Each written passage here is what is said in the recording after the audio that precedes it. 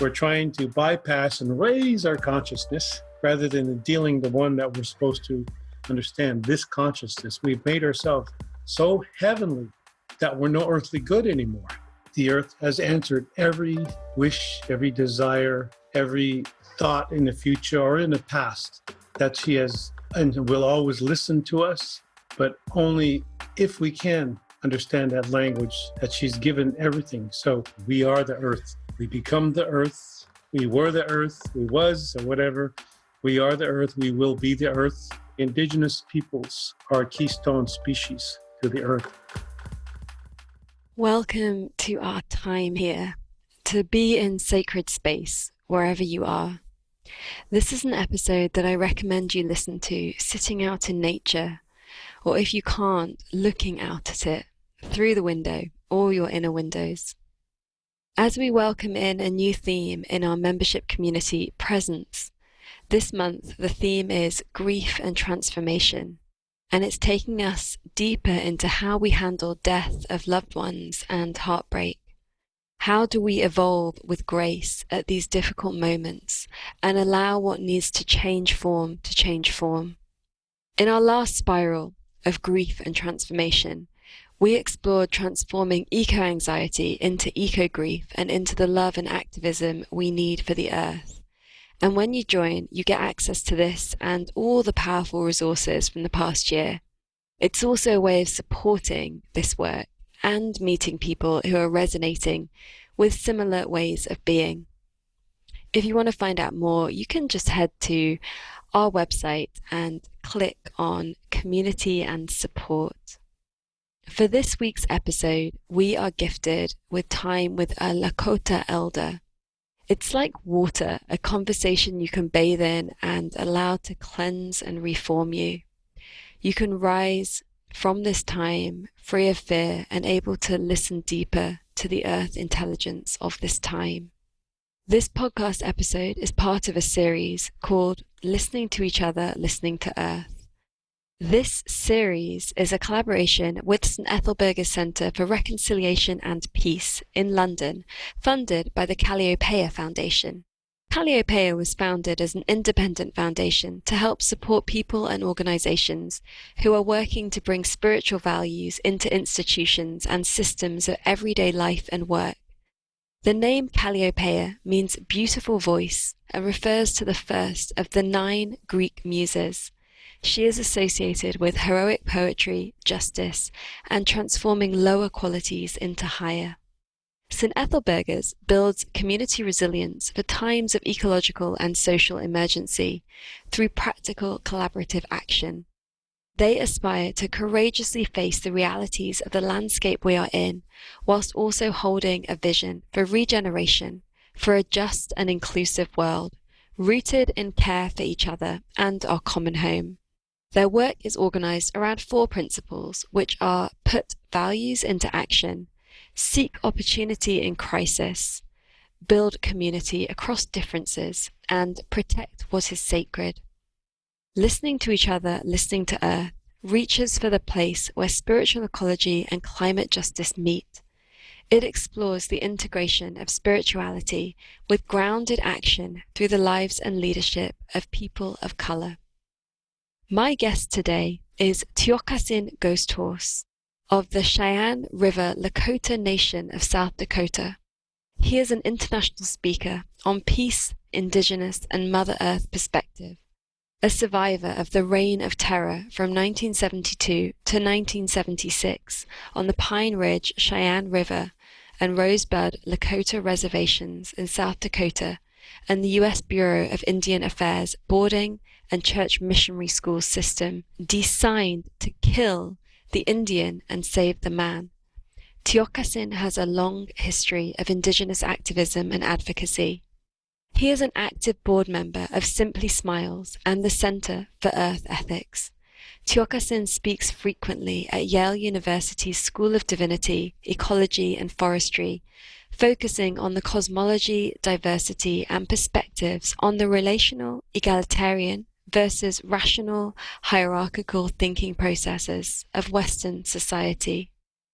Tiokasin was a 2016 nominee for a Nobel Peace Prize from the International Institute of Peace Studies and Global Philosophy. He was selected for a 2016 Native Arts and Cultures Foundation National Fellowship in Music and was a nominee for a National Endowment for the Arts National Heritage Fellowship in 2017, National Native American Hall of Fame nominee 2018 and 2019, and he was also recently nominated for nominee for the 2020 Americans for the Arts Johnson Fellowship for Artists Transforming Communities and the 2019 Indigenous Music Award nominee for Best Instrumental Album for From the Continuum. Tiokasin is the founder, host, and executive producer of the 28-year-old award-winning First Voices Radio, formerly First Voices Indigenous Radio, a weekly one-hour live program syndicated to nearly 100 public, community, and commercial radio stations in the US and Canada. Tiokasin is a master musician and a teacher of magical, ancient, and modern sounds and performs worldwide. He has been featured at the Cathedral of St. John the Divine, Lincoln Center, Madison Square Gardens, the Metropolitan Museum of Art, the Apollo Theater, and the United Nations, and uncountable universities and concert venues. We are gifted with some of his music here in this episode for you to sit back and listen to with all the intelligence of your body and the earth. Tiokasin serves on boards of several charitable organizations dedicated to bringing non-Western education to Native and non-Native children. Tiokasin is a perfectly flawed human being, quote unquote, and a Sundancer in the cosmology of the Lakota Nation. In this conversation, called Walking Earth with the Gifts of the Stars, we explore the themes of Earth languages, consciousness, and Indigenous intelligence as we contemplate the question, can Earth raise our consciousness into living lives of true reciprocity? I hope this episode moves and heals something inside of you and awakens that true intelligence that we all have inside of us.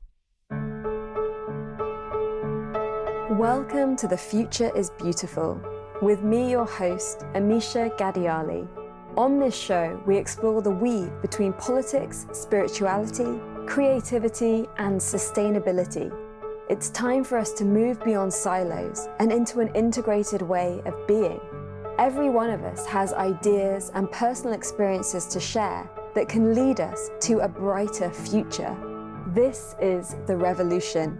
Despite the challenges we face as a global community or the pressures that we meet in our daily lives, when we stop and dare to dream, to ask ourselves the big questions and to share what we are already doing, we create the future that we wish to wake up for.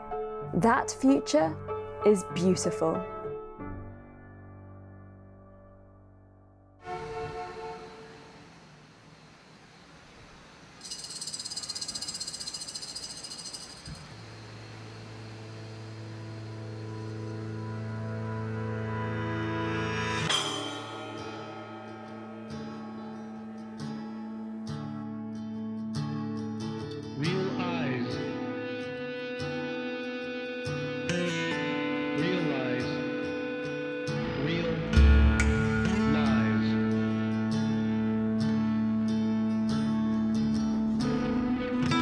Regardless of the situation, the reality and circumstance we arrived at, up to this point in time of dominant history and its ill-gotten revisionism, could lead the sheeple into believing that what we are doing to the earth is the only remaining choice surviving. Capitalism, disguised in experiential democracy and its patriarchies, is showing signs of a lost investment. We must not examine the cost in body bags, body counts, nor stock exchanging itself into the illusion that monetary value is the epiphany of so-called civilized minds. This mindset has given itself the privilege to establish immortality by destroying the very sustenance that derives life, as human beings know it. It is human to only think of the human evolutionary process as elite to all life. The very political process we are demanding from each nation to nation across this earth to whom we belong, especially the alternative class, is exactly that. It is in the word alternative. Alternative to what? Why change the native way when it is a tried and true continuation simply because it works? No matter what anthropological theories abound within the confines of convincing you that the scientific rationale translates only rhetorical religiosities which compromise nothing but spirit. If we really get a fix, a reality fix, on who we are and where we think sanctimonious technology is taking humankind, and if we as indigenous peoples with indigenous thinking processes, which includes you, are going to be in this 7th generation, then let's face it, regardless of the situation, we are not alone, we are not inherently intelligent, we are only a strand in the web of life. You have heard it before, this is not a cliche for another boring drill to wake up. This is an urgent necessity, a dire need that you, as an individual, take the responsibility of maintaining the earth life. Its inhabitants, which come in all forms and expose the apologetic predator called guilt, sin, and blame. So this earth rant could be used as a conjuring of spirit or simply cast aside as a throwaway society that you have become accustomed to, regardless of the situation. One thing is simple. If we continue to support and make all our decisions through the bank, we will destroy life as we know it. We will have genetically altered our spirits because we did not resist, nor struggle, nor realize our place in the universe. We must make our decisions through Mother Earth now, regardless of the situation. Regardless of the situation. Remember, real eyes realize real lies.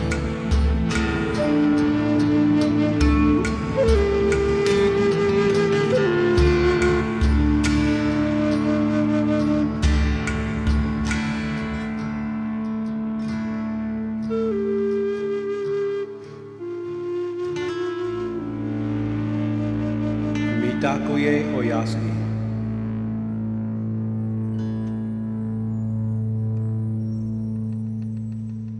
Tiokasin, it is so delightful to be here with you and to welcome you onto The Future is Beautiful. I feel in just the moments that we have been in connection, a peaceful presence. And I'm already feeling very moved by that and grateful that we have time to connect and to share. My first inquiry is around the theme of this collaboration, which is called listening to each other, listening to Earth. I would love for you to share what that means to you. That's a great question, a big, powerful question, very important, because I think it's what we do when we're getting ready to enter into this dimension that we called the human dimension. And as a being that we came into this resonance that I would say is that the language we speak now is not the one that we spoke from the other dimension coming into this. That's why we have to learn this language. So when it comes to the ideas and the knowledge and the wisdom of listening, there is a word roughly translated anamagoptaye, which means to listen, but we're also talking about that in this way to complete this thought that the earth is listening to us first. And if we do not understand how the earth listens to us, then we will have difficulty listening to the earth. In the other way, it's just a one-way street where we go and listen to the earth. And we have no training, we have no experience of seeing how the earth listens to us. And so we're only using half of that gift that we were born with that language of quiet and silence and observation, and just the intuitive value that we're born with without ever speaking a language, any language. And so when I think about the listening aspect, I go and see how the earth is listening to us. And with that, I can realize that the earth has answered every wish, every desire, every thought in the future or in the past that she has and will always listen to us, but only if we can understand that language that she's given everything. So part of the results, if that's what it is in the cause and effect world, is if we are able to listen and put our ego aside and this idea that we are lacking of language, then we understand what the fulfillment of listening is all about. And I think that would be a good start to understand what that aspect of anagmagoptae means. And I can go even further with that because it is a very relative term, very relative idea, and we cannot disconnect what we are born with, but we will recognize that soon because I think it's that time of human evolution, if you will, to recognize a continuum rather than evolution like it's going to have an end. It's a continuum, a spiral. So the listening has always been there. We are now in a place that we can recognize how the earth is listening to us first. So if you can go with that, that's what I'm going to offer. Yeah, it's powerful. With that, the earth hears everything, our thoughts, as well as our words and our actions. And Amisha, if you think about how the earth listens to us and how that is sort of internal, she's internal, we say, look at the computer, has internal speakers, has internal microphone. That's sort of a facsimile of the earth itself. The elemental intelligence is the elemental consciousness of the earth, the water, the fire, the air, the plants, the animals, the birds, the fish. All these elemental geniuses, I would say, and that it has accepted us and gave us this form. And they've collaborated to give us this form as humans, imbued us with all of that consciousness and intelligence that comes from that, how do you say, that creation, the creation story. So we live their creation story. We are living that creation story every moment because every moment is innocent. These consciousness, these intelligence that talk about elemental consciousness and intelligence do not have guilt. You do not have that irresponsible feeling that we often are emotional to, the anger, the guilt, the hatred, and because those can be manipulated. So the innocence that these elements have are actually our creation story, our innocence, that every moment you live is innocent. And there is no guilt in the sense that every moment has never been repeated in your history, in my history, in the history of Earth.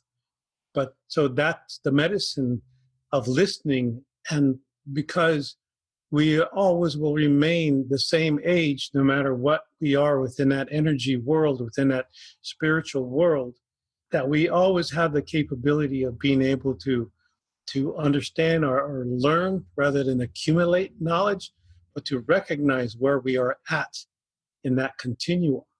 It always has to do with understanding, appreciation, and the intelligence of, yes, listening, but seeing and experience the innocence in all and everything, in everything.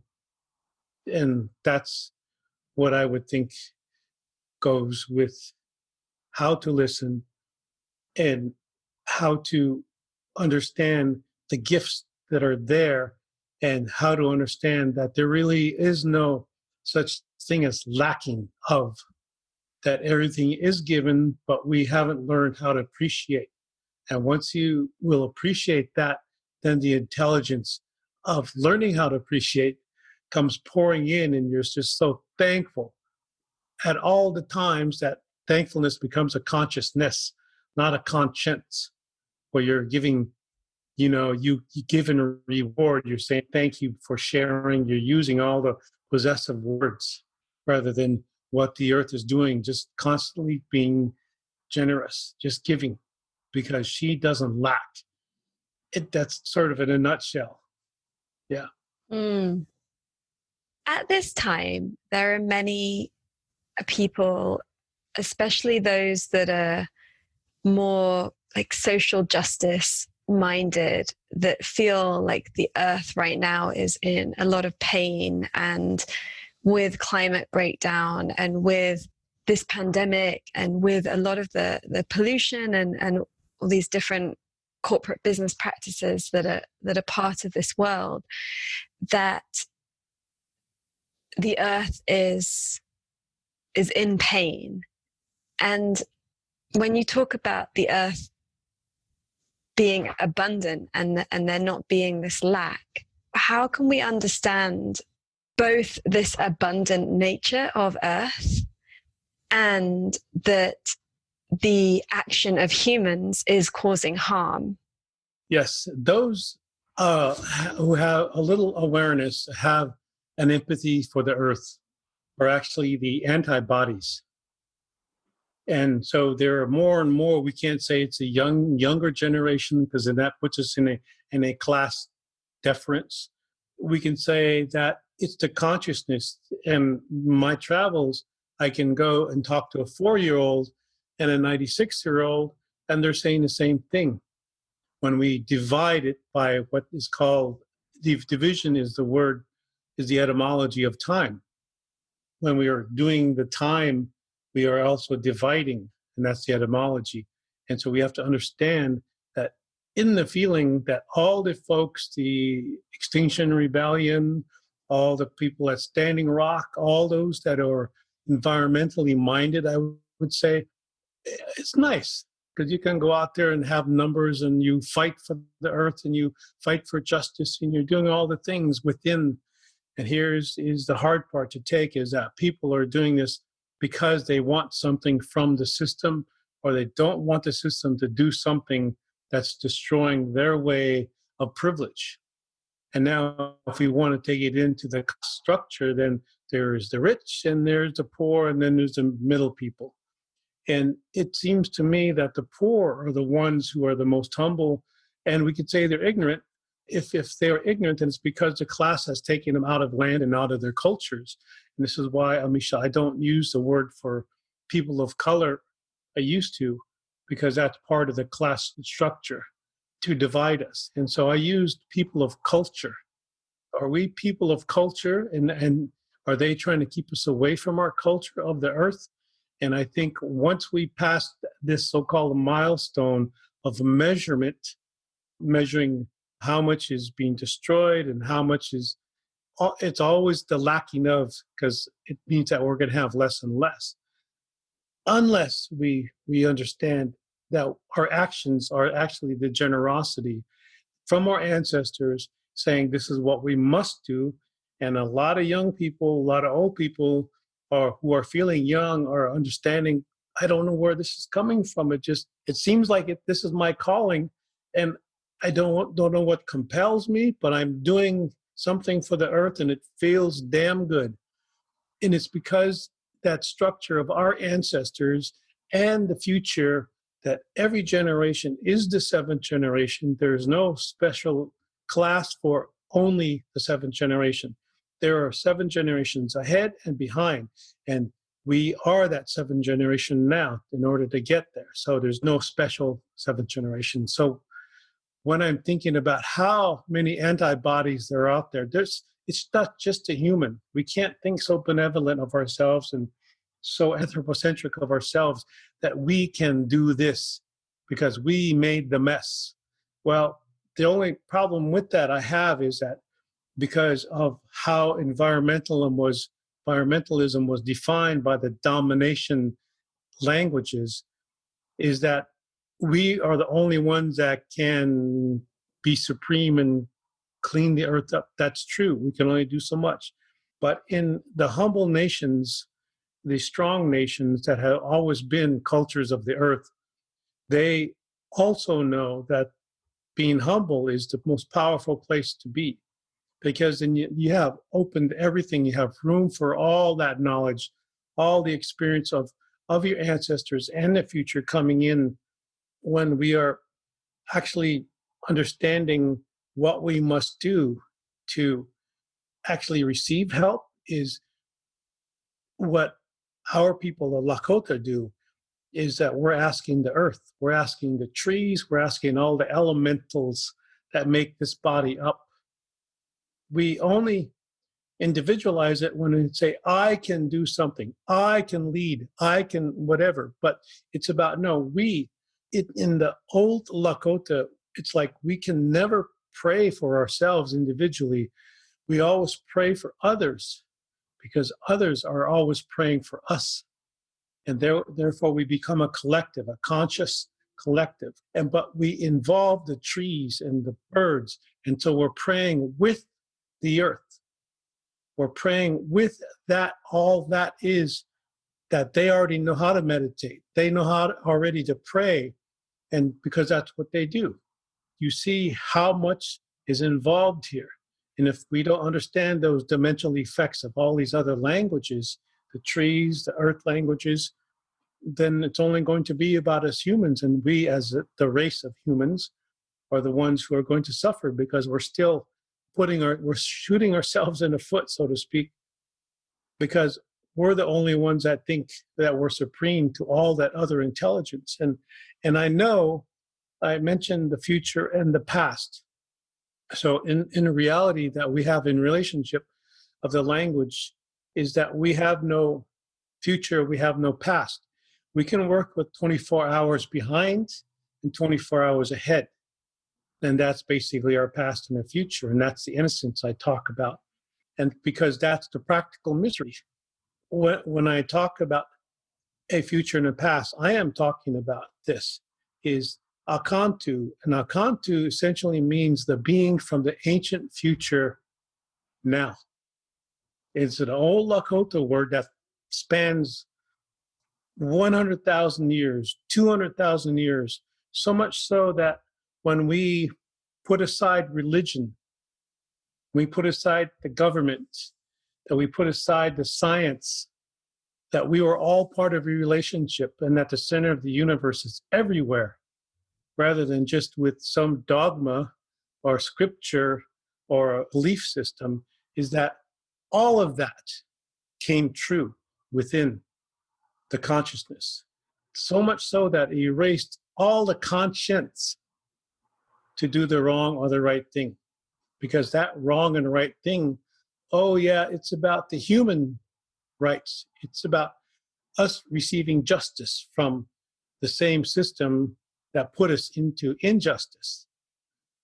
But when you go back long enough and far back long enough, you're understanding that when the Western democracy was formed, there was this goddess in the Greek mythology that in translation, her name was Justice. And when they created, all men were created equal, as they declared the men, the owners who had property could say that we create all men equal. But then they made women property, something lower. Then they made the indigenous folks who didn't kowtow to property and being owned and ownership.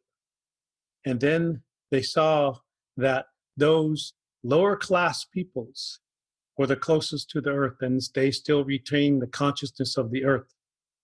And so they said, we have to take justice, who lived in the earth who vibrated the earthquakes, who saw things grow, who balanced the water, who balanced the fire within the earth. And she balanced all of that. And then they said that we have to take justice from the earth and put her into man-made laws and make her a mental concept. And so today's environmental class, race, and whatever, they're all looking for equality within the mental concept because they forgot how to feel. And so they're always looking for connection. Or the other folks who I say are still speaking the earth languages have never been disconnected, that they understand that it's a relationship. It's a relationship, and that the earth does not lie. Therefore, your language should not lie. It doesn't lie, and it has to be direct as possible, and that you cannot force other people to learn your language to be part of the pie, the piece of the human pie. It's rather that the languages are already spoken because we understand that we have to, the earth is listening to us. And that's how the earth teaches us how to listen to earth, to listen to all things, even other human beings, with the heart. The seed, which is a head, which is a brain, is merely a seed of the heart, which is Nasula. And so all our thoughts in Lakota emanate from the heart and give information to the brain. Whereas the other Western theologies have cut the part off and come up here with concepts. So the languages that we are speaking in the origination of all of us are all verb languages, languages of action, the languages that have been dominated in the recent 1,000 years, 2,000, 5,000 years now have been because we got to name things and subjugate and objectify, thingify everything. And that meant control. And that control was through fear. And so you have young people saying that they have the answer when they haven't lived a practical mystery, because everything is theology within the concept. So when you have a verb language, an action language, everything is in motion. There is no need for an alphabet. There is no need for concepts. There is only an understanding and a recognition of life in motion. And so your language is always describing things that, and all things in motion. And because if you take the innocence moment, everything is that motion of innocence. You'll never experience this again. Just that went away, boom. That was innocence. But it's what we do with that, acknowledge that innocence within us, that gives us context of the balance of Earth. Is what Earth is calling for, is the balance of that innocence that we are missing. If you can get that, that's cool. If not, we can really hash it out, go for another thing, right? Yeah, I get that in my heart. Uh-huh. As I'm feeling into like our community that are listening to this conversation. And the question that comes is like, but then does that mean that I show up to like activism events about climate breakdown? Or does that mean that I feel sad for the earth and I grieve for the earth? Or does that mean I don't? You know, I can just feel that there's that like, how that question in the field of like, how do we live what you're saying? Yes. I get asked that question quite a bit. And this is not the answer, but this is part of, in this world of languages, when we're speaking Lakota, if I say my name, Tiokasin Chatanzi Wikia Paha, Vichaje Oyate Tokahe Wichatiye, I'm talking about how you relate to your life that has been given to you already. This language, that I spoke is my name. And it's continuing. And when people say, how do I live this life? It's, all right, we all started out and we understand, and this is a jumping because I'm not a linear thinker so much. I'm doing my best to be linear here, is that I can say in the Western world that I grow food. I have a garden. I got pumpkins and potatoes, and I got corn. I got 25 different types of vegetables. And I'm giving it all away this year. With that is like, wow, I am understanding in the old way that garden grew me, the vegetables, the food grew me. And I can never bless anything because everything is blessing me. Once I understand, yeah, everybody can't grow gardens, so that leaves us out. Everybody has a calling. We have to go and march and do those things and show numbers against the enemy, but that's still the cause and effect. We're giving energy to that. I always wonder, are we truly being magi the way we're supposed to be? Magi meaning in the etymology, not a genie, but one who uses the tools of the earth properly, the energy of the earth properly, magi. Because birds and fish, they use the wind, they use the water, they are magi, and therefore they're making magic. And we may have forgotten how to make that magic. So we have fooled ourselves into these human acuities, thinking that we can be magicians, fool ourselves with extraction methods and fight the enemy and making a cause and effect the enemy. And so we always, us and them, left and right, Republican, Democrat here in the United States, was as an indigenous person, I can neither be a Democrat or Republican. I don't believe in the God. I don't believe in the devil. I'm not a leader. I'm not a follower. I'm indigenous. And indigenous means, personal sovereignty, not as an individual, but personal sovereignty in relationship with all that is. It is what it is, and so it is. And does your DNA remember how to be indigenous? Do you show up for voting rights, or do you show up for the earth? So I think it's more or less, are you showing up for the earth?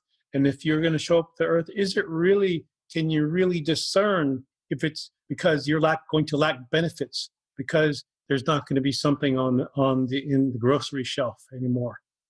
We have to push out of the box, get ourselves out of the box of how to do something, because we're afraid of not being able to have privilege within that box anymore. We are going to be back in the woods and we're going to be throwing stones at each other. We're all in a state of fear, when fear is merely a sickness. It's a being called fear, and it's a sickness. And we know that we're not honoring the being anymore. We are making everything enemy, and that's because of the language we speak. Everything becomes cause and effect. In that real world, the relative world, the relationship, there is no cause and effect. It's not needed. But see, that's the thing. I cannot give you an answer for that, because each of us have a role, and I cannot tell you what that role is until you start making the mistakes of the role you need to play, because people don't want to make mistakes because they're held back by fear. And what that fear is in this society is called death. It's a fear culture. It's a death culture. Right? It's a war culture. It's at war against the earth. If we don't realize that relationship with what that is outside of this house, of this room, outside of this body, and then we will never know what to do. We'll always be searching within the box of reality.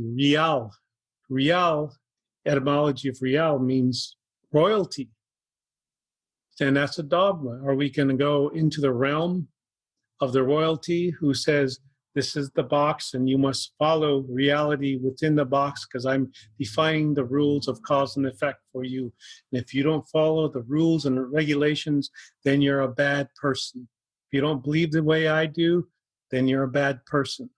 They'll threaten you with the fear of death because we have lost relationship with the earth and all the dimensions that come with that. This is what I'm saying, Amisha. If we understand outside of the box, we have so much the dimensional effect, and that we could actually, petition these energies and ask them. But they already know what we want, what we need, like the earth. We just have to give into the humbleness, it doesn't mean give up or surrender or empty yourself, empty your mind, all that. It doesn't mean that, because it doesn't want you to empty your mind or empty your heart. It wants you to recognize that you're already full. I used to march. I used to demonstrate. I used to go and march with 1 million people here in the United States. And then something from the earth came through. And it was the ancestors and saying, what are you doing? For human cause, you're not marching for the earth that supports the human. And when I understood that, it's like, oh, no human told me that. The earth said this to me. The earth said this to me. And I think that that's part of how, who, what we must be doing. There may not be many people, because many people will want the hot water. They'll want clean water. They'll want all these things that a system provides so far. But just the other day, Wall Street now has put water on the market. Wall Street is selling water just like a commodity. So it's just like a slave. So water is supposedly a slave now to Wall Street. And so now you're going to see things change, that water will become very scarce and the earth will start pulling her secrets back, because she needs to conserve energy and life until that culture of death, or that society of death, actually the domination part, and this is what I wanted to say, it's all linked to domination, because in our language there is no concept, there is no word for domination, because you must relate, always relate, and always include. We diminish words, we erase words such as division or divide or exclude or war. So we must mature our language. We must mature it spiritually rather than measure how much we have matured, because we tend to think that our measurements are based on technological achievements and how much information we can store, data we can store, when the sun can take care of that and burn it all off in an instant. No problem. That's what the sun does. So we've forgotten how to talk naturally. We've learned how to speak technical and economically and anthropocentrically. There is so much there. I want to give myself and all our friends listening just a moment to feel what you're sharing.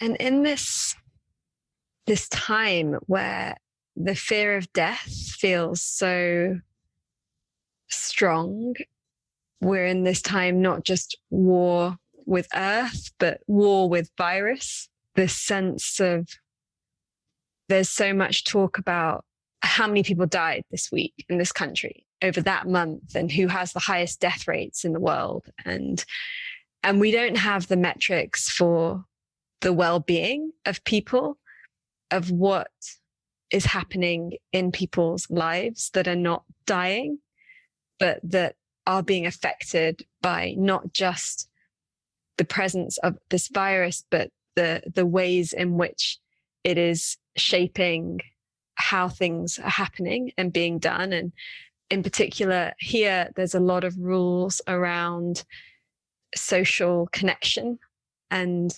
community connection that seems to be deemed as not of economic value. It's the thing that more people can meet if it's under the terms of business. But if it's under the terms of community, social, then it's much more limited. I wondered if you could share from your perspective and from the Lakota perspective, how we can understand this virus and our relationship to it. It starts like this.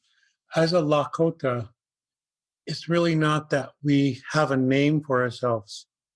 As Lakota, Lakota means La is asking in your heart. And Ko is the sound that we make to communicate with the in-between world. And Ota or Ta is Pleiades, which is the constellations in the sky. And so we reverberate, we oscillate. We are Lakota. We are constantly asking for the original instructions. And so when COVID or coronavirus appeared, all these conspiracy theories came out and say, well, humans did it and we're at war. And it's always this warmongering, no matter what it is, because if it's against you, it's your enemy. And I had returned from Australia and New Zealand a week before everything was locked down here in the United States. And that was in early March. Immediately, the elders told that I know said that we need to make, and I don't know if you know what prayer ties are, but we have this tradition that we've known we do with our ceremonies forever. And you cannot distort it to make up just anything to say this and that. In fact, when we do these so-called prayer ties, they're not really prayer ties. They're not prayer. They're already understanding the spirit that come without you ever asking, because if you're living the life of that human being or that wichasha, which means gift of the stars, because we have no word for human being. If you're living that wichasha, the gift of the stars, then the Lakota that is asking, oscillating back and forth from the constellations to your heart, then you understand the instructions that the elders, in this case the Lakota, were telling me, is that what we need to do is make 33 red ties. And these ties I was to put up around our door. And at the end of this 33-day period, where it was very intense, and naturally I'm sort of an introvert, and I don't like going out and being socially involved as much, other than when I have to or I had to, is that after these 33 ties and these days were finished of 33, and on the 34th day, they would say, well, here's what they said, that 33, because if you really understood the COVID virus, this coronavirus, that this being that came was to be honored and respected for the intelligence it brings to you unto the earth, and of course the awarenesses. And this being brought 33 intelligences that we don't even know yet, because of our lack of connection, as we would say, to the earth. That these 33 intelligences have to do with the earth only, and how we get through Anamagopta is to understand the listening that the earth is uploading to us already, rather than downloading, but uploading. And these 33 intelligences come from the earth to be aware of what they are bringing, not something new, but something that we have forgotten. And I see it all over now. I see it, people understanding culture, understanding community, learning how to plant again, all such to sing with the earth. And all these completed thoughts are happening. But there's 33 intelligences. Why are we afraid of intelligence? Why are we afraid of that earth intelligence that COVID virus has brought to us, that in a Western world we have made into the enemy and fear, and we've measured death, we've measured life, we measure war, we measure peace, we measure everything. So everything is in fear of how many died today? Oh, I don't want to be one of those. So everything is, we'll make a new vaccine to fight the enemy. Yet the immunity lies within the earth. The earth gives you that immunity. That immunity is no fear. Because I think without being non-empathetic I think that's the word, is that, yes, I do feel for those people who had passed on, but then that should be teaching us that maybe it was the fear that lessened the immunity, that allowed that to come in and extinguish a life, to bring more strength to our acknowledgments as Indigenous folks, that if we dismiss the intelligence of Indigenous folks, which is much more older than the present knowledgeable, information, data-driven, aggressive, I-centered societies, then we will be actually killing the indigenous in all of us, because those indigenous peoples are still living with the earth without computers, without telephone, without gasoline, without GMOs. They are still living, and they're living a long time. In 1900, in that change of dimensions from the 1800s and 1900s, the Lakota people lived to be 120 years old on the average. The Americans came in and forced their food on us. As a result, today our lifetime is 45 for men and 50 for women, because we're eating all the so-called foods of the Western world that has been forced upon us. 80% of the vegetables, that intelligence, came from the Western Hemisphere in the world. There are various kinds, and that's what was the cleanliness of the earth, the immunity of the earth, and that's why homeopathy and the organic foods are expensive, and they're looked down upon as if they were dirty, not clean, and not GMO, and they have insects and all. But all of that makes you immune to and makes you agreeable in seeing what the intelligence that the coronavirus is bringing to us. And I think that's a long way. And of course, I'm not going to prove anything, because that's what the West wants, is proof of what I'm saying, because we forgot what word was. We forgot what the feeling of the word was. And we turned it into promise and obligation. Thank you. It's powerful. And of course, I now want to know all 33 of the intelligences, but I will take the 5 that you gave us and the invitation to discover through the intelligence that lives in me and in each of our friends listening, the other 33, through our sovereign beings. Yes. Personal sovereignty is a must, not as an individual, but the fact that you can open up and see that you indeed are related to all that which you breathe in, all that you drink, and that is that consciousness of water, the Mani, Standing Rock. You heard water is life, Mani, Wichoni. But Mani itself, using the alphabet, is the MNI of the English language. The M means, when you say in Mani, it means that which is related between you and I and all things. That's what means. The Ni means living. The E means voicing. So you're voicing the living relationship between you and I and all things. And that's what we feel or think in Lakota when we see water in English. When we say Mani, Wichozani, we're talking about we, which is a star. Cho is like ko, it's a century. Za is energy, and Ni is voicing the living energy in the stars, centering right here with the relationship to all that is between you and I. So when we say Mani Wichoni, we're not saying water is life. We are saying all of that massive quantum physics within a couple of letters, Mani. That's what we're talking about. That's what we're missing when we talk a multi-dimensional language of Earth. We know the action. We speak of the actions, and that's within us. You drink water. What does it do? It's like, that's what we're forgetting, right? We drink it. Oh, I'm going to measure this much. I'm going to drink this much, and I'm going to, we always measure things without recognizing what it's really doing, the energy, and what that does with our spirit, and the recognition of spirits talking to each other, because that's what they do within us.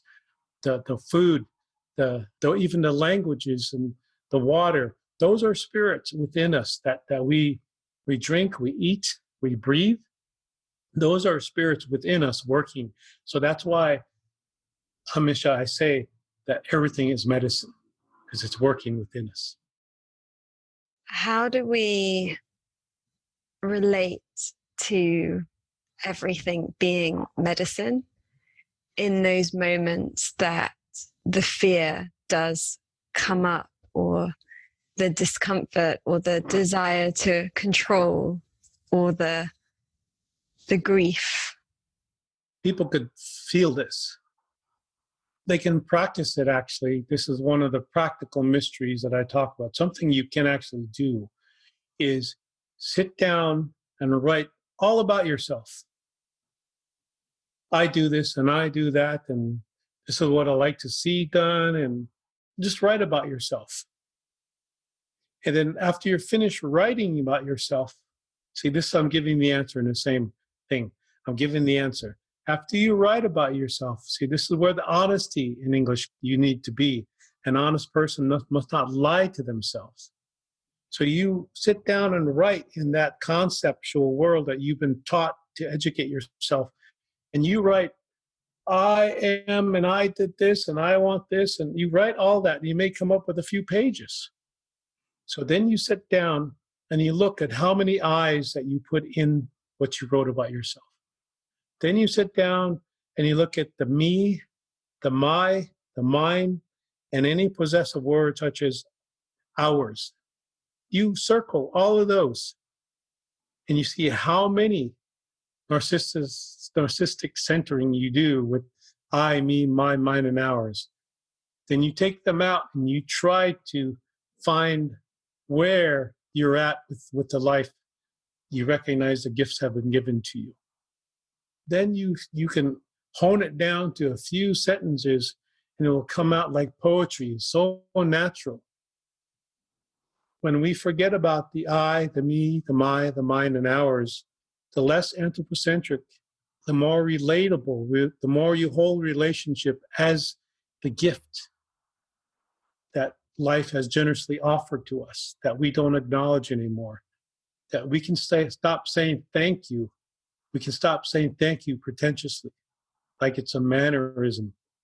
It just comes naturally. You become more generous with your spirit. That this knowledge doesn't belong to anyone. Nothing can be patented. You don't owe a thing. And just when you think when you don't own anything, how freeing that is.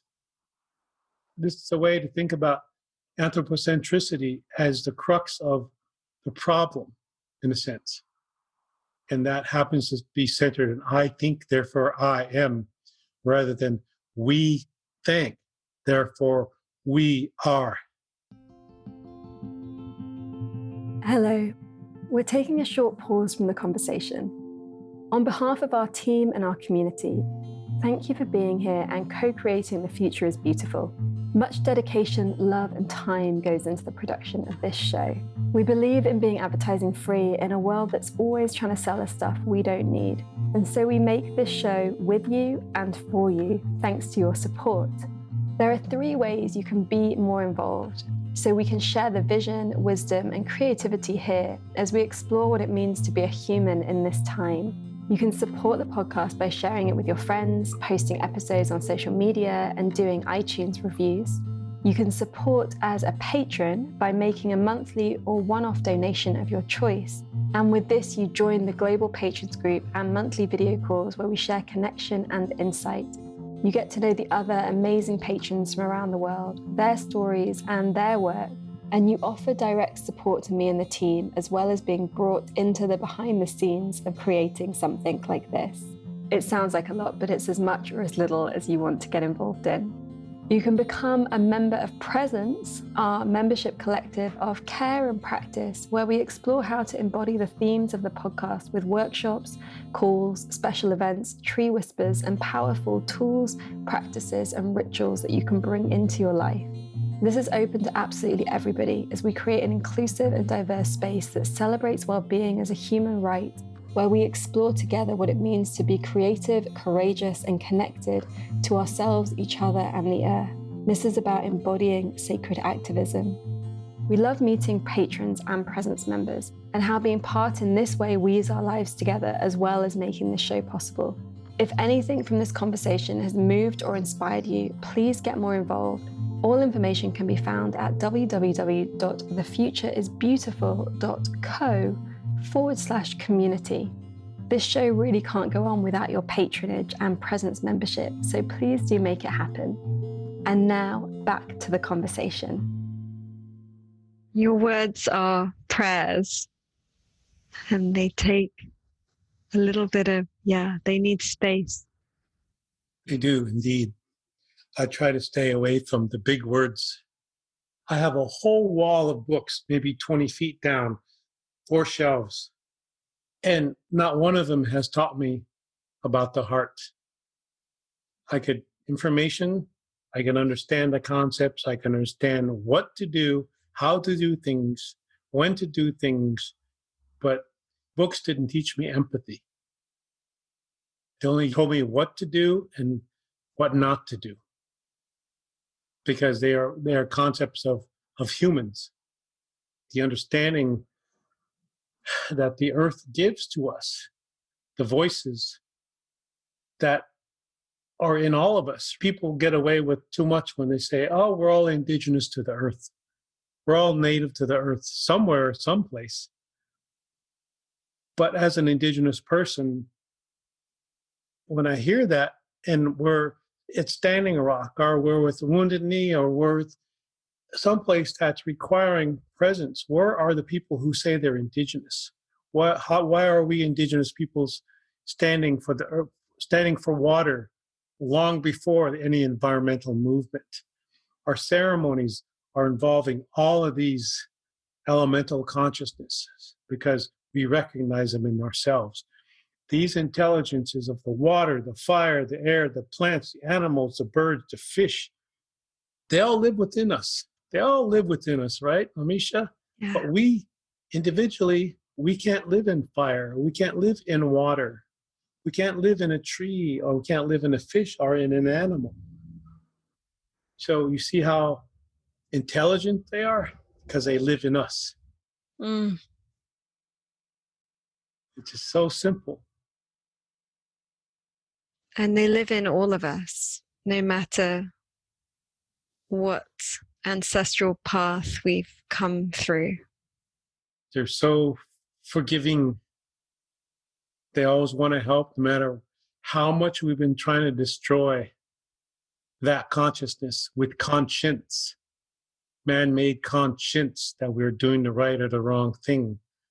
So in the world of innocence that's been given us through that elemental consciousness to live within us, we must remember ourselves at innocence and not have to deal with guilt, because that gets in the way.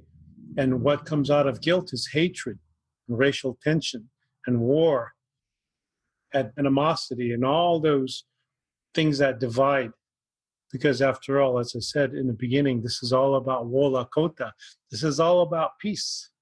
We must come to know the power that is peace once again, and that's peace with Earth. Because we cannot have peace on Earth anymore, because we've been doing that with economics and all the things that I said. You know, we measure, and we're all looking to become Zoom and Facebook stars, and that's really about individually us, or a person. So if you're saying things because you have the answer, then we know that's too good to be true, because the earth has the answer. The earth has a solution. And these 3 words is peace with earth. When one is in a reciprocal relationship with the earth, listening to the earth and aware of the ways in which the earth is listening to us, then the communication becomes that it is of that relationship. So we are the earth. We become the earth. We were the earth. We was, or whatever.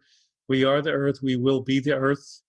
And we're always ready at the will to help those peoples who are willing to acknowledge the earth as our life comes from. And then once we clear this little satellite up called the earth, we can communicate with all those beings consciously, cosmically. That's how big it is. You close your eyes, there they are. You open them, here this is. So, like, what have we done to this? We're trying to bypass and raise our consciousness rather than dealing the one that we're supposed to understand, this consciousness. We've made ourselves so heavenly that we're no earthly good anymore, because we want to get out of here. We want to bypass the struggle. And like we say, they want our struggle, but they don't They want our culture, but they don't want our struggle. That's why they'll turn us into a civilization so they can control everything.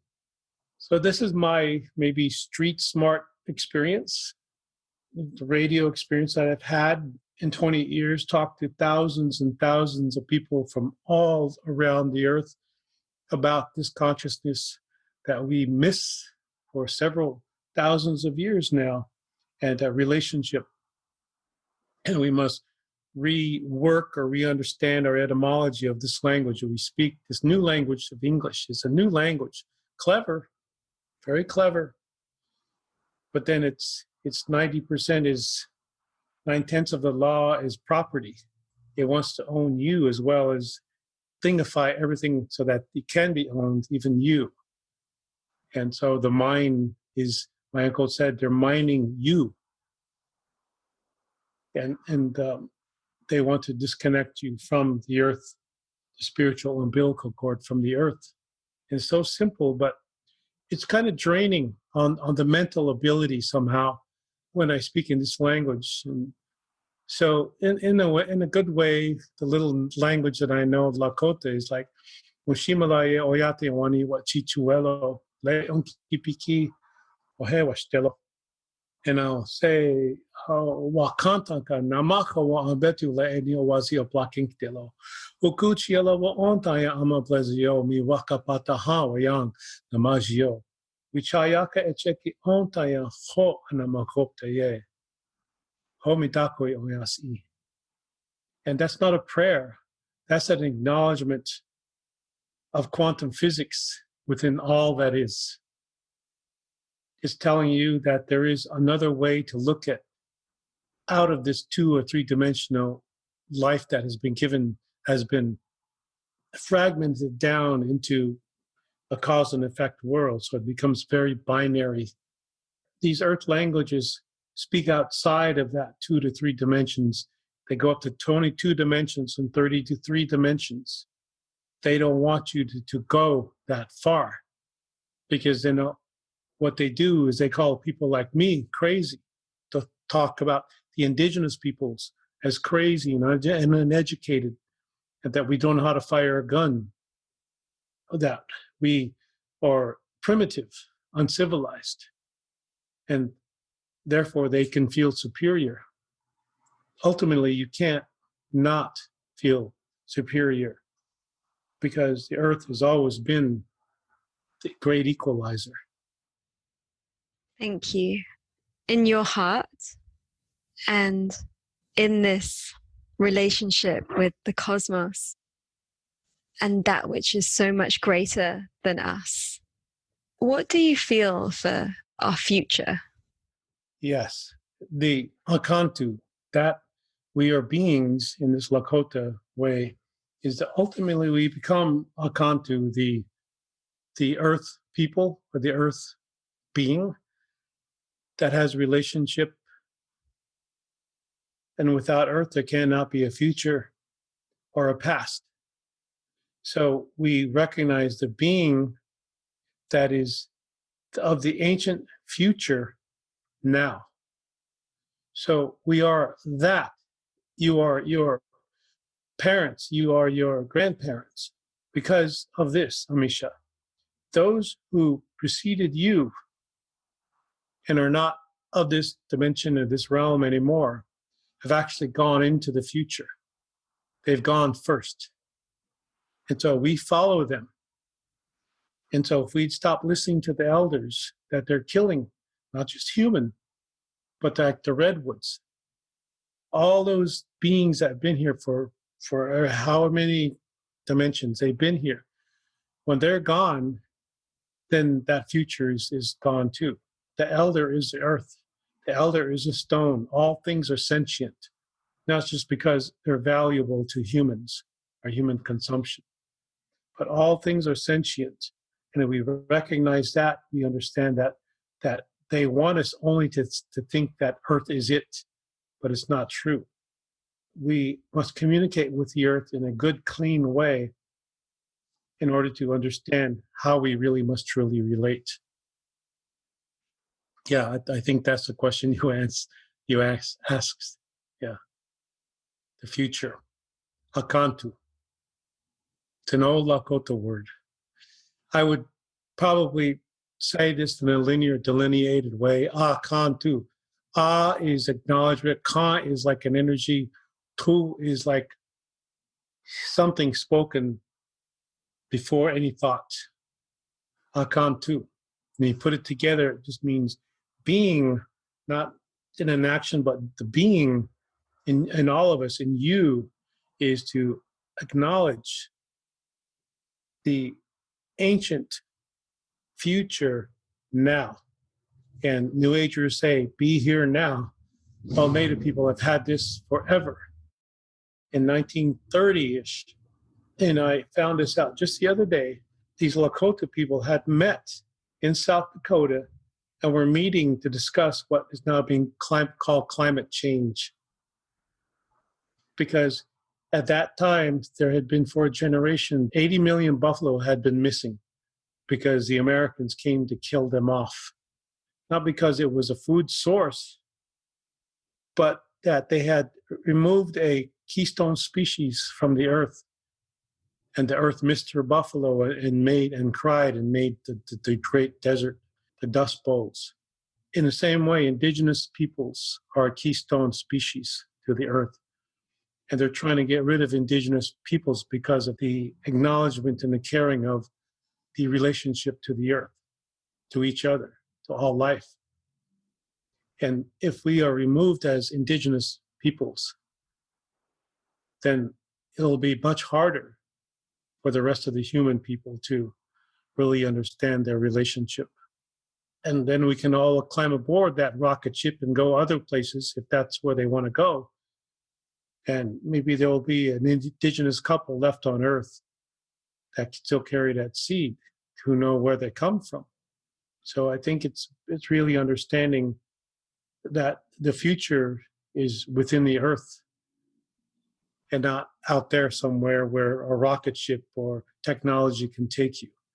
That's somebody's wry and very distorted way of looking at what is so simply complex all around us, that we can take it out of the body, out of the mind, and into the heart and understand that the relationship and consciousness. Because if we are speaking from the heart, and the heart is the only organ in the human body that does not catch cancer, and we're speaking from the brain, which catches cancer and causes fear and causes all the juxtaposition with life, then we're not really listening to the heart. We're not understanding how to, where to come from the language from the heart.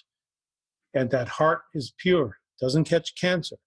So we must speak that language once again without speaking the cancer language of the mind, the brain, the head, the dogma, the domination. You can go on and on with that. But yeah, it's so simple to me that I have to speak simply about it. Thank you. I hope. I want people to feel this and the energy exchange because of technology. Yeah, technology has done it, and maybe this is a proper use of this technology. But then we have to thank the elements that allowed itself to be distorted this way so that we can use technology because we lack the original way to communicate. Because we do have spiritual technology. Material technology is only a part of that, but spiritual technology is within us. And we're going to realize that sooner or later, maybe when I'm not around anymore, and there's little left. Who knows? But thank you, Amisha, for asking me to come on and be part of your series. It's my pleasure. Thank you for coming and sharing this intelligence with us. Yes, thank you. I very much appreciate the energy in your words. Yeah, and all the communicating that is happening above, beyond, around, below the words. Yeah, I always, it's not necessary to do this, but I forget because I'm human. But the being in me always invites the earth into this space. because this is the main consciousness. It's not a human agenda. It's not an earth agenda. It's a consciousness that we just have forgotten to include. It's the elephant in the room, so to speak. Makes everything simple and more clear. And we could do what's required rather than having to do our best anymore. We need to do what's required. Because having to do our best sounds nice, but then sounds like you gave up. But we need to do what's required. When I hear those two words, when you say, that we do our best, it's like I see this sort of very unnatural energy output that's like required to do one's best. It's like a forcing. And then when I hear you say to do what's required, that may be even a bigger, more challenging contribution. And yet it feels supported. Yeah, what is required? Clean air, clean food, pollution-free, all the things that were here, at least in Turtle Island, the Western Hemisphere, before Columbus got here. And that toxic positivity that everything is going to be okay, that if we just look at the positive side of it, but that gets to be toxic after a while because we're not balancing it with the struggle. And I think that's part of where we need to understand that we have to look at all the full spectrum human being rather than just what we want so that we don't feel the pain. We could talk all day if you want. I mean, this is how it is. In the old Lakota language, there is no gender hierarchy. There is no masculine and feminine. There's no need for gender equality because we're both of those. We are both of those. Each of us contain both of those genders.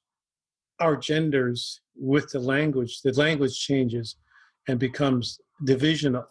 And then the language you use, no longer contains hierarchy and domination.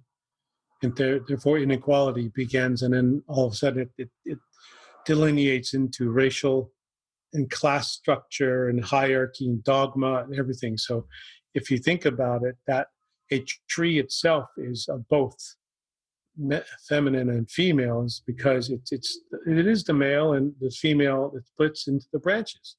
And that's how it is. And this is part of how the earth listens to us is by showing us how to listen. Yeah.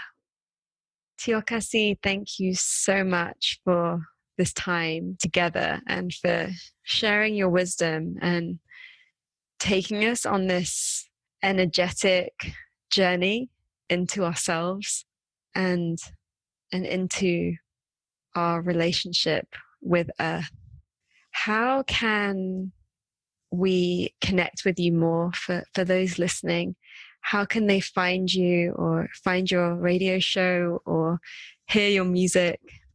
I would just think, the standard Google or standard Facebook or some social media platform.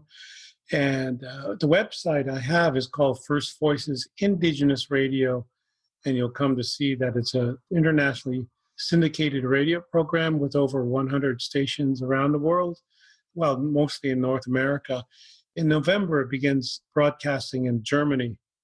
So we'll be able to hear how they take first voices, and because it is about the earth and those first voices. Other than that, just look forward to a book that I do have coming and have one already called Butterfly Against the Wind. The new one to be released early to mid next year is called Earth Mind. And it's about the quantum physics that we talked about a little bit, more in a structured, linear sense that people can get an answer from the questions that they ask. So, yeah. Wow. Thank you very much, Amisha. Thank you very much.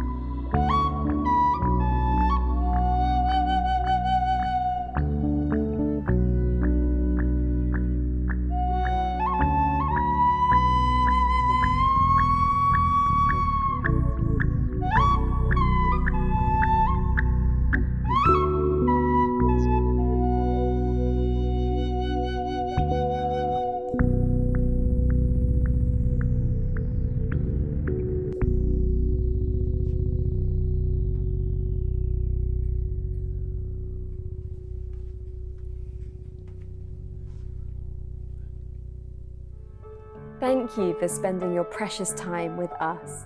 As always, you can find links to everything we mention in this episode, download our book, and discover so much more over on the blog. We don't believe in selling you things you don't need through this podcast, and so it's made possible with you, our community. If you loved this and would like to fund our show with a monthly donation or join our online group to connect with other listeners, please visit www.thefutureisbeautiful.co and click on Community and Support. Please also share with friends, hit subscribe, and leave us a review so we can grow. Those gold stars really help others find us, so these ideas can spread. Here is to us, creating a beautiful future together. The Future is Beautiful is made by an all-female team working voluntarily or on reduced rates until our listener support grows. If you have been moved by anything you heard here, please donate the equivalent of buying us a drink. All donations make a huge difference to us and will allow us to keep doing this and remain advertising free. Until next time, I leave you with this question. How will you create beauty in the world?